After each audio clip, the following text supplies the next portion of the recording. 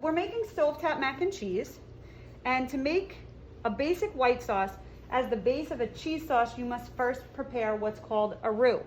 So a roux is equal parts fat and flour that is cooked into a paste.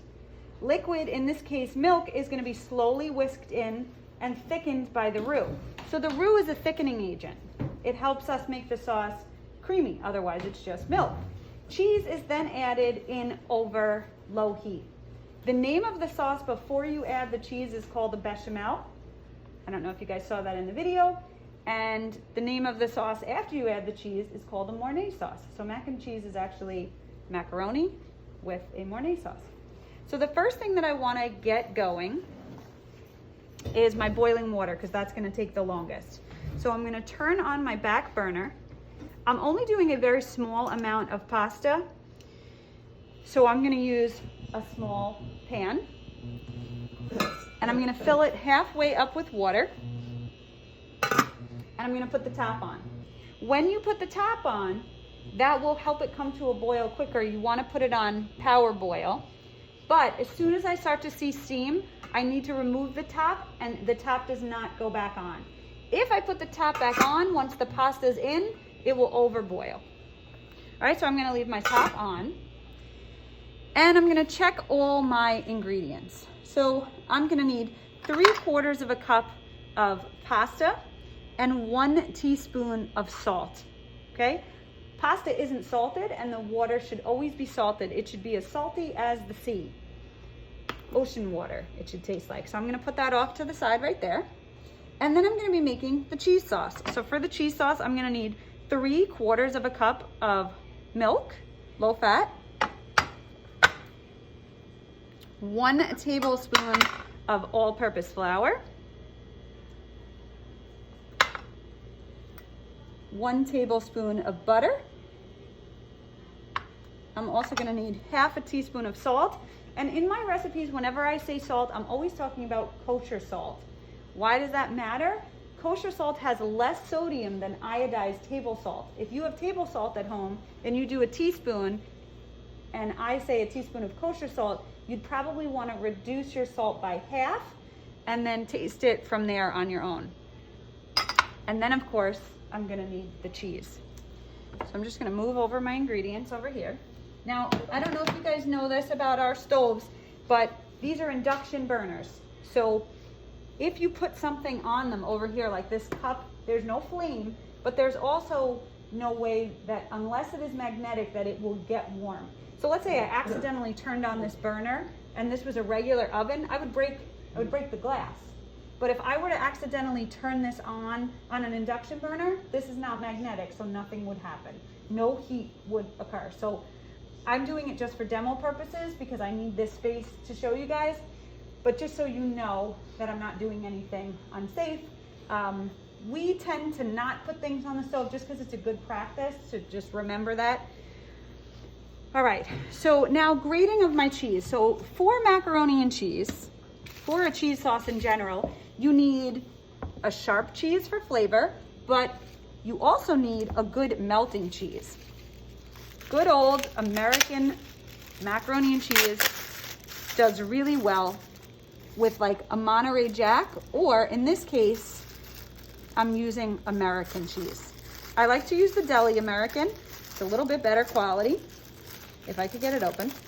All right, and it's gonna call for 1/2 cup of chops. So I just wanted to show you, like, how do you go about chopping American cheese? Okay, so you're gonna need 1/2 cup. All right. Now, I can kind of just eyeball here that that's about what's gonna fit 4 slices. I just know from kind of experience. But the purpose of chopping it up is just so that it melts a little bit quicker, right? So you're just gonna give this a rough chop. And if we have time today, this might be something that we do after I'm done with the demo, okay? So 1/2 cup of chopped American, and then you have the cheddar. So cheddar cheese is what's called an aged cheese, okay? And an aged cheese doesn't melt very well. It has great flavor, but when cheddar melts, the more aged it is and the sharper that it is, the more grainy it becomes. And grainy meaning like if you were to put it in your cheese sauce, what would happen is it would separate and you would see clumps of cheese and then you would see oil. And that's not something very appealing. So when you're grating cheese, soft cheese, you always, most likely, want to use the big holes on the grater. Okay, if you use the little ones, and I think we did this once before for grilled cheese, if you take a soft cheese and you grate it on the smaller one here, it just all clumps back together. It's too soft. Those graters are really good for hard cheeses like Parmesan. And macaroni and cheese is endless, right? You could add lots of different types of cheeses. And in the videos that you guys were assigned to watch, they feature a lot of different cheeses. Okay, and that's about a half a cup of cheddar. So I have my non-stick pan. So I'm gonna take my 1 tablespoon of butter. Oop, and that came up to power boil right away. I have my 1 tablespoon of butter, and I'm gonna melt this in the bottom of the pan. Okay, and it says, so in a large pot, I have my 3 cups of water with my half a teaspoon of salt getting ready there. When the pasta comes to a boil, I'll deal with that. But meanwhile, in a non-stick skillet, non-stick meaning it has the black coating, or we also have those copper pans. They look like a copper coating. Okay, so once my butter is melting, I'm gonna add in my flour. And this is the process of making the roux. Okay, I'm gonna shut my heat here and pay attention to my pasta for a second because I see steam coming out. Once I see the steam,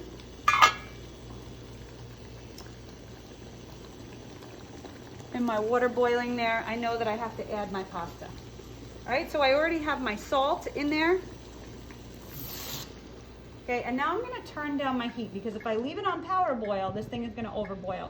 So I'm gonna put it on 8, and I'm gonna use a slotted spoon to mix it up. I want a slotted spoon because at one point I'm gonna wanna test the macaroni, and a slotted spoon will help me remove the solid from the liquid there. Okay, and while my heat is off here, I also wanna make sure that I have a colander ready to go in the sink. Our colanders are located over by where the bowls are. They're all the way at the bottom. Okay, this is a colander. You wanna put this in the sink at the bottom of a clean sink. You do not ever wanna hold this for a friend. You don't hold this when you're pouring boiling water in it. It's full of holes. Okay, one of the worst injuries that you can get is from steam or boiling water or hot oil. Boiling water, carrying that across the room is probably one of the most dangerous things you do in a kitchen, right? Because it's a big vat of liquid that is, you know, at 212 degrees. So you want to have oven mitts, you want to have the colander ready in the sink. So I have my colander ready in the sink. And now I'm going to pay attention to my sauce. But before I forget, my pasta needs to have a timer on it. So I'm gonna put 2 minutes on my timer. Normal macaroni cooks about 8 to 10 minutes. We have quick cook because of right now we have that 10-minute shortened period. So I've been buying this quick cook pasta and it only cooks in 3 minutes. So I have my timer on. I'm gonna now turn to my sauce. Now I'm one person, you guys are gonna be 2 people. So you might wanna have 1 person on the pasta and 1 person on the sauce. So think about that. Who wants to do what? So I have my paste here, my roux, and you just cook this for about a minute. And you cook out the raw flour flavor, okay? And then you're gonna slowly whisk in the milk.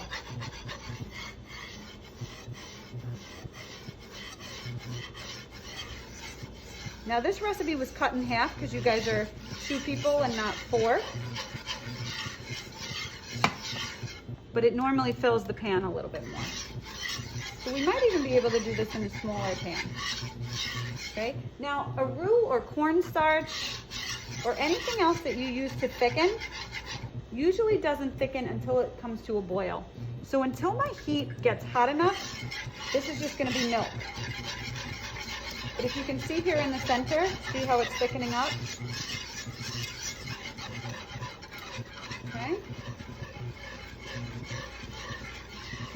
I'm adding it little by little, trying to get out the lumps.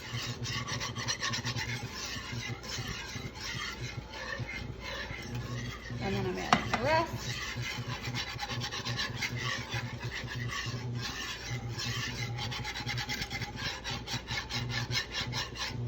Okay, once it comes to a boil, now I'm gonna add my salt. Okay, it's stuck in there from last night. You can add pepper if you like, but you don't have to. Okay, that's my timer. So I'm gonna check my pasta with my slotted spoon. So I'm gonna take out some pasta. I can feel already just by the way that it is in the spoon that it's not done yet. So I'm gonna give it another minute. So timer 1 minute start. Okay, so you can see here my sauce came to a boil.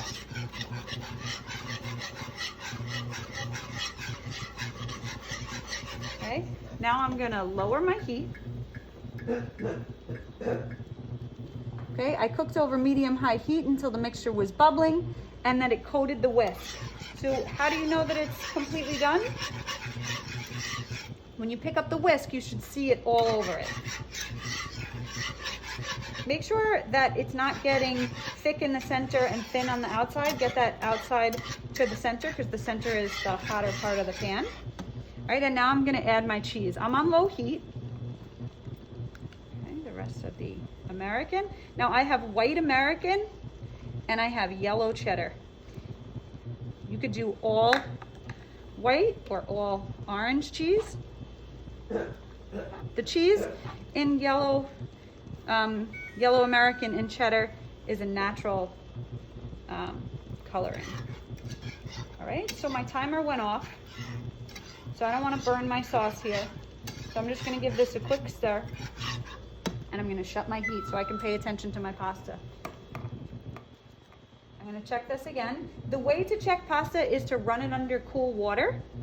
All right, so you run it under cool water.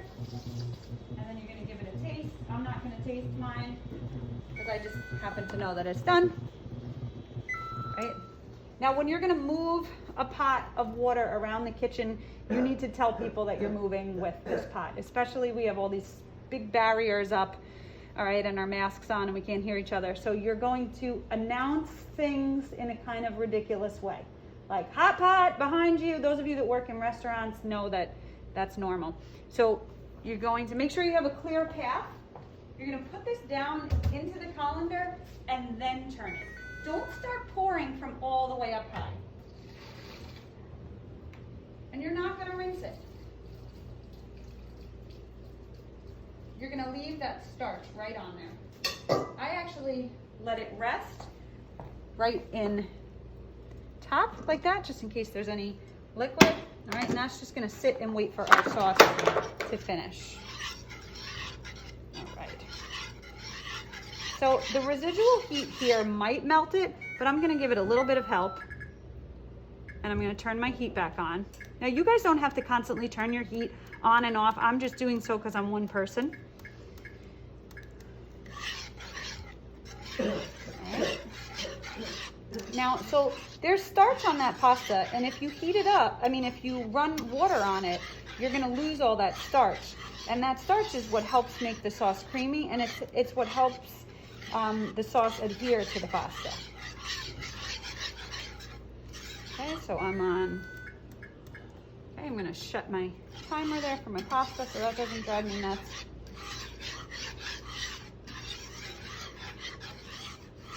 Okay, and this looks really cheesy, but it's still not fully melted. So I'm just gonna wait until this is fully melted. And then I'm going to add my pasta to it. Now, a stovetop macaroni and cheese has a thinner sauce. If you want a baked macaroni and cheese that's a little thicker, you actually do an even thinner sauce than this, but when you bake it, it becomes thicker because the pasta absorbs it. So you usually undercook the pasta a little bit.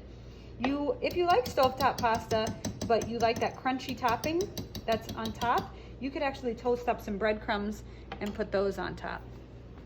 So I'm gonna switch to a rubber spatula. I'm gonna pour my pasta in. And if it has a little bit of residual water on it, that's okay.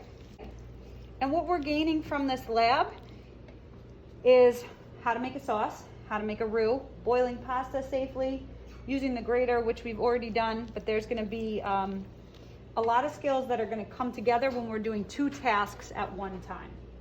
All right? So that's it. Now we get to taste it. You guys can taste the sample, and then I think we're gonna grate our cheese today.